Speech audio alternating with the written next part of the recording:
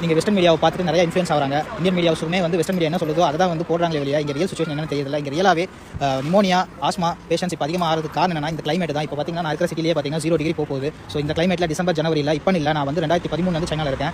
எப்பயுமே டிசம்பர் ஜனவரி பிப்ரவரி மந்தில் நிமோனியா வந்து கொஞ்சம் அதிகமாக தான் இருக்கும். அதே மாதிரி இன்ஃப்ளூயன்ஸான்னு சொல்கிறது, ஃப்ளூ, இது எல்லாமே நார்மலாகவே அதிகமாகும் டியூ டு கிளைமேட் சேஞ்சஸ் தான். இதை வந்து மற்றபடி இவங்க சொல்கிற மாதிரி புது வைரஸ் வருவா இருக்குது, திரும்ப பேண்டமிக்கா, லாக்டவுனா, சைனா ஃபுல்லாக லாக்டவுன் எமர்ஜென்சி அனௌன்ஸ் பண்ணாங்க. இங்கே இருக்கிற மக்கள்லாம் ரொம்ப கஷ்டப்படுறாங்க. சைனா அரசாங்கம் மறைக்குதுங்கிற மாதிரி எந்த ஒரு சுச்சுவேஷனும் கிடையாது. நீங்கள் உண்மையான கலை நிலவரத்தை பாருங்கள். இந்த யூடியூப்ல உட்காந்துட்டு தமிழில் இந்த சைனா வந்திருக்கவும் மாட்டாங்க, வந்து பார்த்துருக்கவும் மாட்டாங்க. அதே மாதிரி இங்கே என்ன நடக்குதுன்னு தெரிஞ்சிருக்காது. சும்மா அடிச்சுறது இஷ்டத்துக்கு.